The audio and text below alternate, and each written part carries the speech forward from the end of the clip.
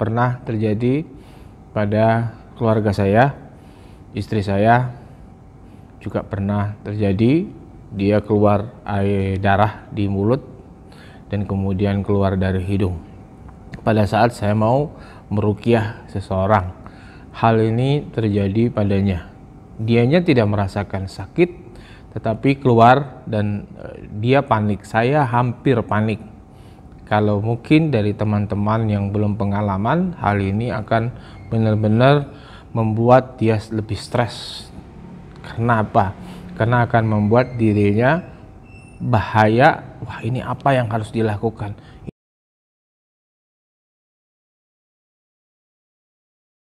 Bismillahirrahmanirrahim. Assalamualaikum warahmatullahi wabarakatuh.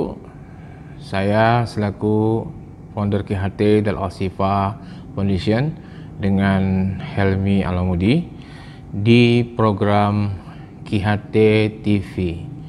Bersama ini, kesempatan ini saya ingin menjelaskan kepada kita semua, insya Allah ini adalah tayangan perdana saya, dan insya Allah kedepannya saya akan memberikan video-video dari pengalaman-pengalaman saya untuk bisa dibagikan, sehingga keilmuan KHT Darul Al-Shifa ini bisa menyebar ke siapapun yang ingin mempelajarinya. Tidak ada yang ditutup, karena sesungguhnya pengalaman ini datangnya dari Allah. Semua kesembuhan-kesembuhan pasien yang diberikan melalui kami itu adalah karena Allah semata. Dan kebanyakan di luar sana menganggap kami sebagai sesuatu yang di luar daripada agama Islam. Sesungguhnya kami ingin menjelaskan di sini bahwa sesungguhnya yang kami gunakan, kami pakai adalah benar-benar pure, adalah doa dan Al-Quran, sunnatullah dan sunnah Rasulullah. Jadi untuk menghilangkan dosa-dosa dari teman-teman yang punya suudzon kepada kami berharap berdoa kepada Allah untuk menunjukkan kebenaran.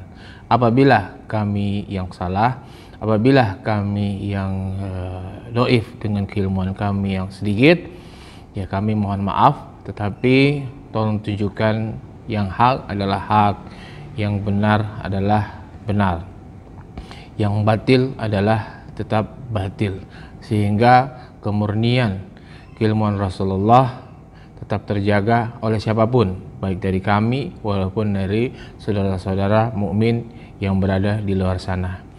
Baik, di video saat ini saya ingin tambahkan bahwa fenomena sekarang yang terjadi adalah bahwa bisa saja manusia itu sakit dengan tiba-tiba.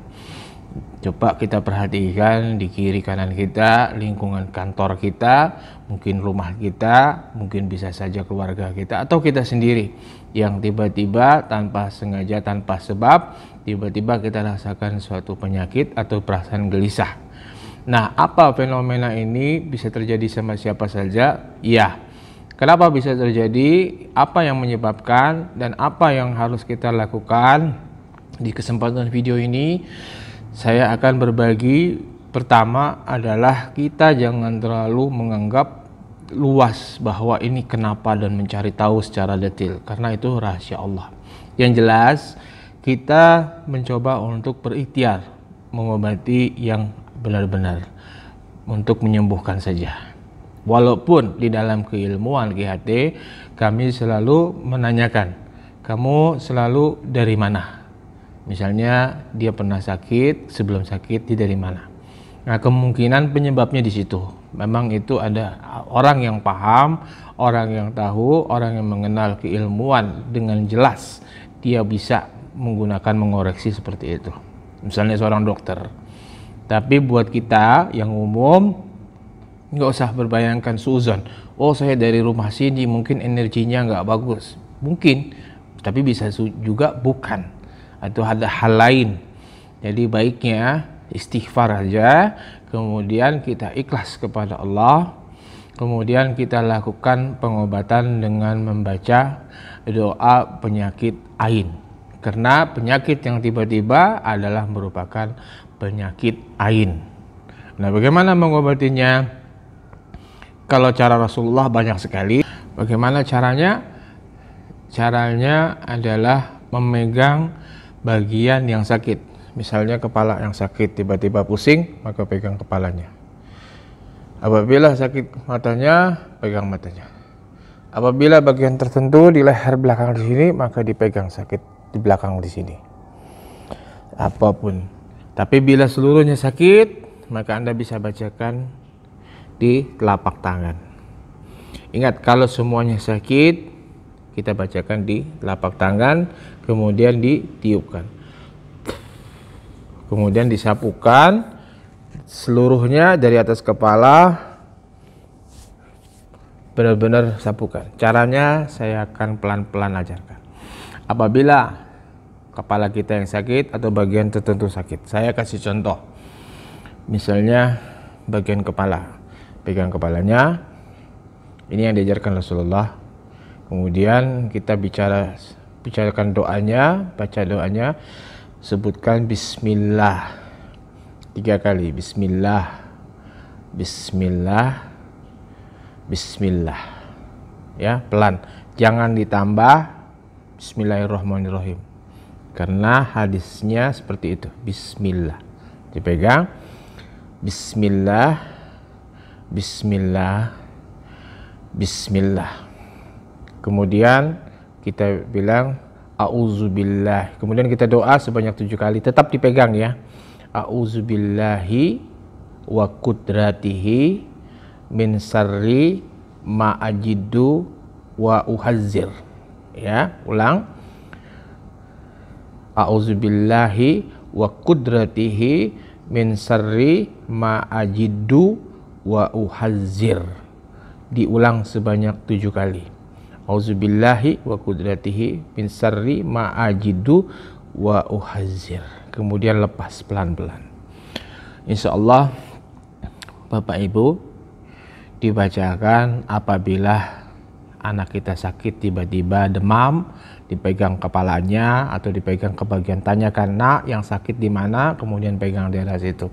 Ingat, jangan pernah panik, jangan pernah panik, karena begitu kita panik maka seluruh sel dalam tubuh kita ikut menjadi negatif dan kita akan susah berpikir jernih dan dia akan menghantui dan akhirnya makin parah.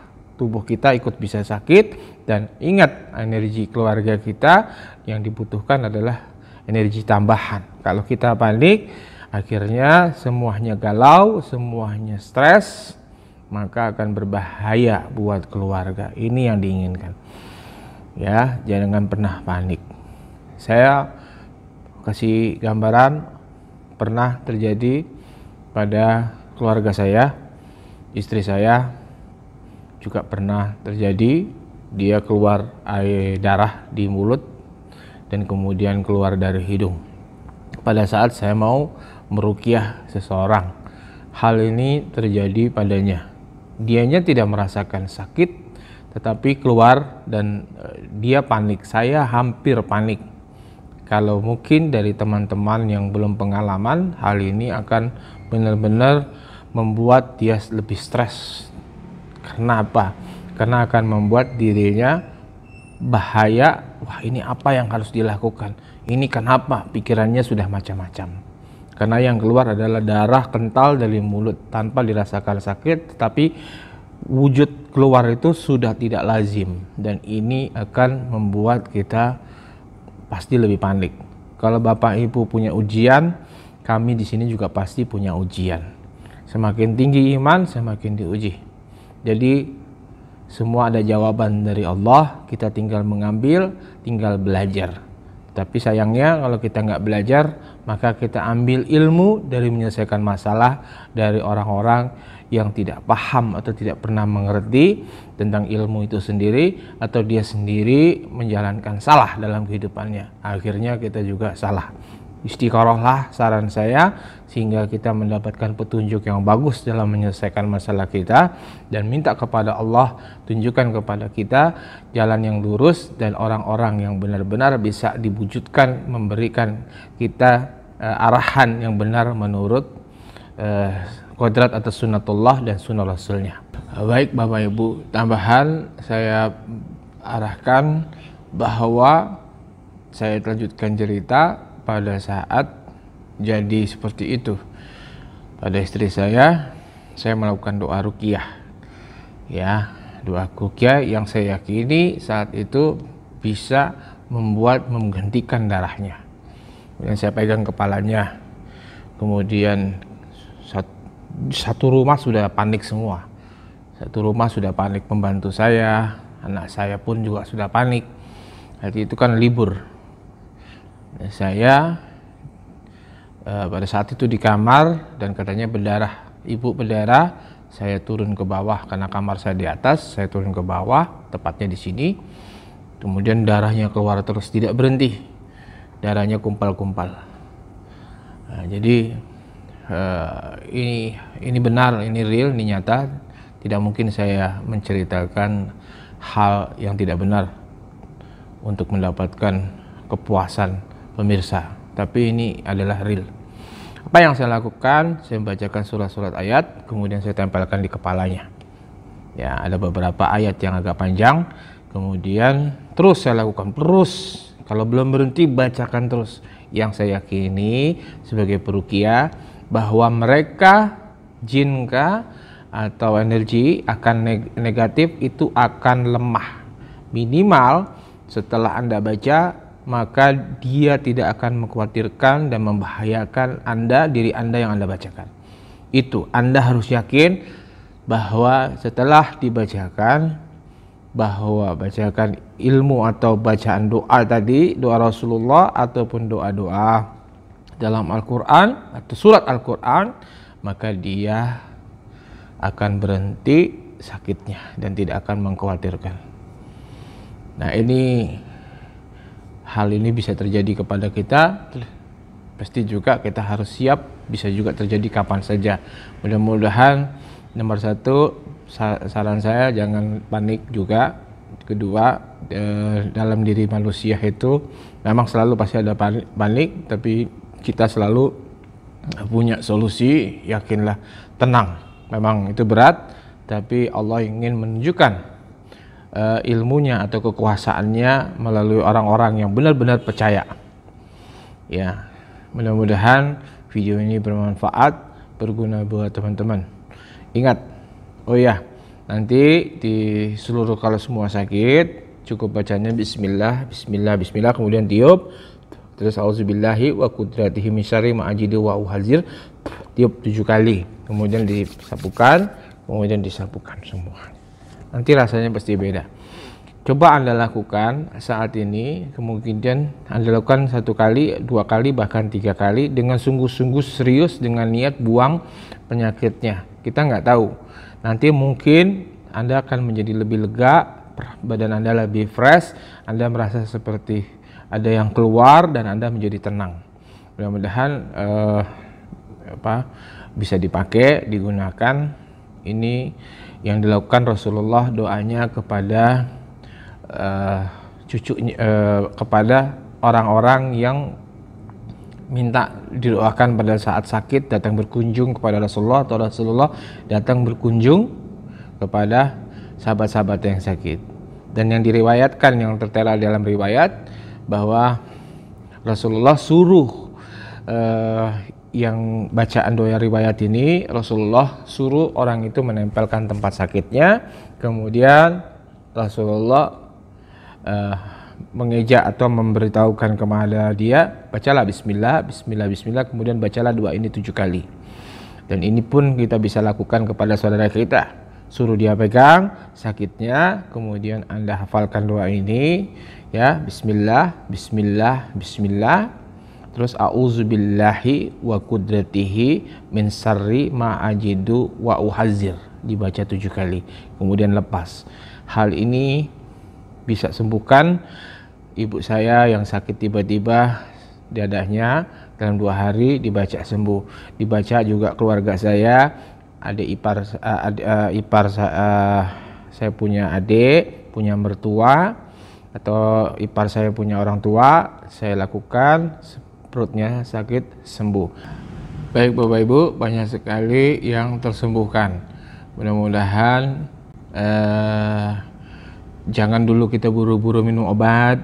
Ya, kita belajar ilmu Allah, mudah-mudahan dapat keberkahan di sini. Jelas pasti kita akan mendapatkan keberkahan. Karena siapa saja yang mengikuti sunnahnya Rasulullah, apa yang diperintahkan, apa yang dilakukan Rasulullah, pasti mendapatkan pahala. Nah, ini yang saya ingin sharing di video ini. Insya Allah nanti di video-video selanjutnya saya akan cerita beberapa kisah perjalanan saya ke 28 kota secara parsial, ya, mungkin kota Palembang, kota Pontianak, ya, itu sangat bagus. Terus pernah di Semarang, di Medan, Makassar, Solo, yang zaman dahulu yang saya melihat sangat takjubnya keilmuan Allah dalam menyembuhkan penyakit hambanya yang sudah tahunan bisa sembuh seketika. Dan ini bukan sihir, ini bukan gaib yang di luar dari permintaan kepada Allah. Jadi sekali lagi teman-teman sekalian, diharapkan kita semua jangan pernah suudzon, karena kita akan takutnya mempertanggungjawabkan apa yang kita bicarakan di hadapan Allah apabila orang itu ternyata dia tidak. Kita doakan saja, itu adalah permainan setan dalam bisikan kita, pikiran kita, bahwa oh dia nanti begini, jangan hasad. Karena semuanya Allah yang memberikan rezeki, ya. Jadi Allah nanti akan marah kepada kita kalau seandainya kita hasad atau benci kepada rezeki yang diturunkan kepada saudara kita. Kita doakan mudah-mudahan barakallahu fiik, mudah-mudahan berkah ilmunya, dan kalau dia salah, tidak ada manusia yang tidak salah. Jadi saya pun demikian, ya, yang tidak bagus datangnya dari saya. Kata-kata ini yang bagus datangnya dari Allah. Terima kasih. Wa akhiru da'wa walhamdulillahi rabbil alamin. Wassalamualaikum warahmatullahi wabarakatuh. Jazakallahu khair.